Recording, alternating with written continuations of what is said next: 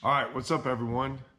Let's talk real quick about this Cliff Prince Wheeler Lake no live scope for the most part event, which I think in our Bassmaster Opens pick'ems, I do not believe we thought this is how it was going to go down. We kind of thought maybe some things like this, but we definitely didn't. I definitely didn't see this many of the top guys do this good without live scope. Which I think that's good. Like I said, I don't really care one way or the other. I don't really I wouldn't like fishing to be dominated by one thing all the time. Like if I saw guys just throw a drop shot and a drop shot won every single event, I think we'll lose interest in fishing very, very quickly. If I had to watch that every single day, everyone in the top 10 throwing a drop shot, and that might be happening here in a little bit when we go up north and they go catch smallmouth. It was really cool when you don't have to see that. Now, I didn't get to watch much of the event as usual. I had my buddies. I've been over here at my shop and getting all this stuff, trying to get ready to move in at this house.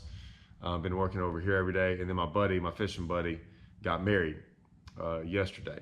So I just don't get to watch much of it. I kind of tune in for 10, 15 minutes here and there. I kind of wanted to see how Ray Hanselman called him. I wanted to see what Cliff Prince was doing. Man, I tuned in real good when I saw Cox throwing a frog. John Cruz, phenomenal day one, and him throwing a little top water in there and doing some stuff.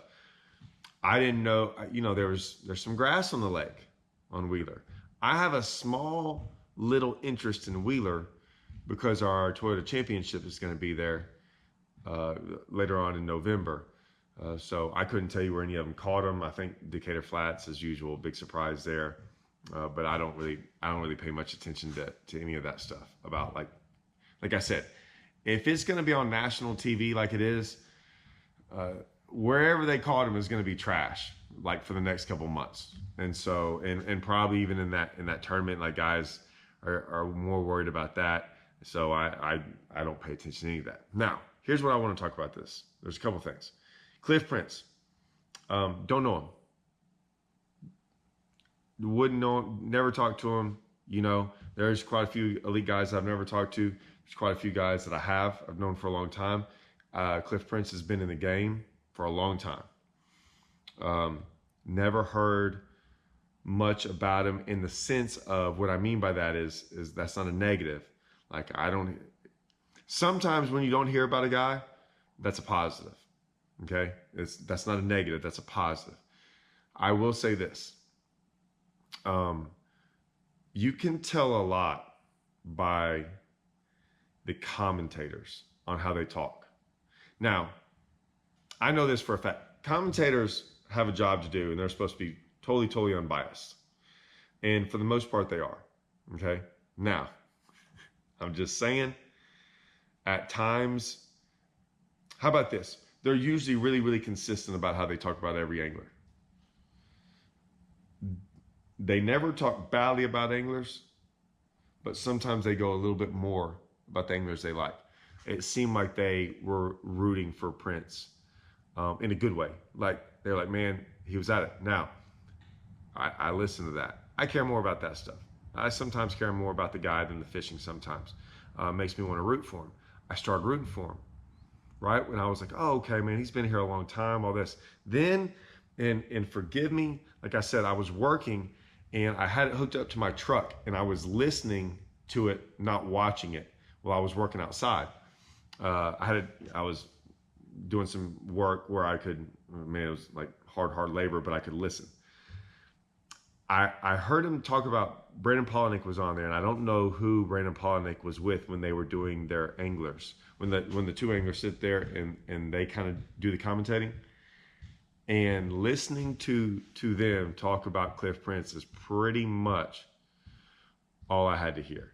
And the other guy that was there, and like I said, I'm sorry, I didn't hear their name, and I wasn't watching, and I didn't recognize their voice. I kind of did, but it's not ringing a bell. I'm sure someone in the comments will tell me who it was. They told a story that Cliff Prince was was like that close to calling it, to not doing it. I heard him say something about like the deposits were due, like $10,000 were due. And so that's whether or not you're going to fish that event. Like there's a lot of money. I think they said something like this. I could be totally wrong on this. I'm just gonna throw this out there. Was it 14 years now? Something like that, 12, something like that. I could be way off on that. I hope I'm not. And you know, a little bit maybe like Derek Hundle. Like, you know, you're not quitting because of the fishing. You're quitting because of, man, listen, it's all kinds of things. Family, business, you know, it's the travel on the roads. Is it fun? Like you can hear, I even heard this, I'll get into that too, but a lot was going into it. And he was done, and I think his wife talked him into it. And his wife was like, no, you're not quitting yet. And then he goes and gets his first blue trophy. I like those stories. I do. I mean, I like those are the guys I kind of root for, from what it sounds like. And I don't know him. So it's like I'm trying to be as unbiased as possible, but I don't know. But just listening to guys that I kind of respect, man, they were all kind of rooting for him. So man, that makes me want to root for him. Like, you know, I have a couple of my friends. We can always talk about that, like the groups we run with. And so it was always like that. And I'm proud. Like I'm buddies with Bradley Holman and James Watson and Andrew, and I mean I can go on and on about the people that I'm friends with. And then they have buddies that they're friends with, and it might be like someone way far away. And I've never spoke with them, but they're like, man, that's a good dude right there. Well, I take my buddy's recommendation. Like if he says he's a good dude, he's probably going to be a friend of mine, right? And so that's kind of how it works for me in the fishing industry. I'll be honest with you. On the flip side of that, there's guys I don't like, and it's funny. They kind of run around with guys that I particularly don't think I would like. It's not that I dislike them. It's just like, man, they're just not my cup of tea. How about that, right? You don't have to like everyone. I always tell everyone, man, the older I get, I always tell younger guys, when you're out of college and stuff like that, you got like 50 friends. And as you get older, you don't have as many friends, right? But the friends you got are freaking like, they're the buddies. Like they're the guys like that you can count on for the rest of your life. And that number starts to get smaller as you get older. And I always tell everyone, man, I don't need new friends. I got friends, you know? And so that's one of those deals. But I was happy for him. Now, the LiveScope thing. Interesting that the LiveScope thing didn't come into play. I'm glad it wasn't. Like, it's when LiveScope's not in play, you got a guy throwing, I think he was throwing a chatterbank most of the time. You got Hanselman throwing a freaking worm, dragging around. You got Cox throwing a frog. I saw Cruz doing all kinds of stuff. I did see some LiveScope action in there. And I don't know, what was John Garrett? John Garrett was dragging something like, a lot of variety.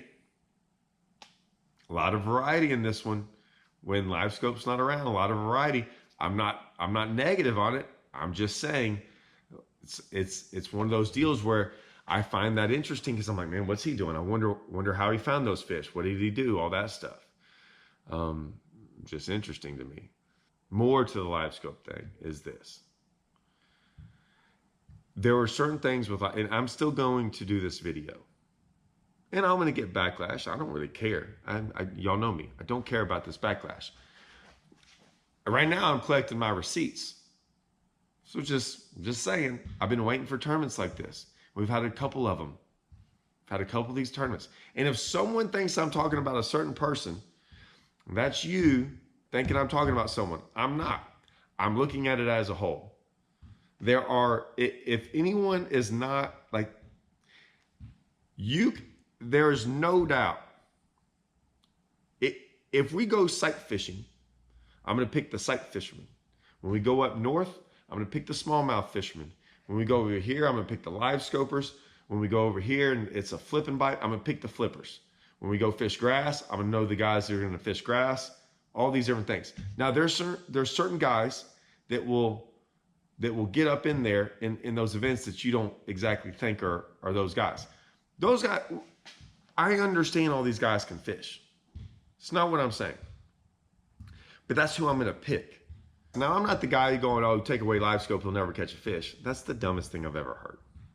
That is absurd, okay? However, if guys that are really, really good at LiveScope catch a fish non-LiveScoping, these guys will come out of the woodwork going, oh, look, did you see that? Did you see him catch a fish without LiveScope?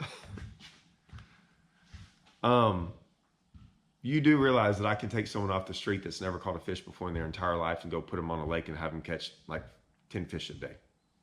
I can go guide them and then catch 10 fish a day. You act like, you know, sometimes fish are really, really stupid. And you can just blindly cast around out there like with a spinnerbait or a worm and catch a fish. Like, let's not overreact to getting a bite, okay, and catching a fish. However, and I explained this to some people, catching fish is easy. Catching fish consistently is harder.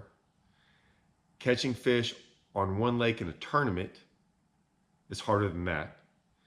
Catching fish consistently on one lake in a tournament is harder than that, okay? So you got a guy catching a fish, and then like 6 steps later, you got a guy catching a fish in tournaments doing good on one lake. The difference between this guy and this guy are thousands upon thousands of hours of work.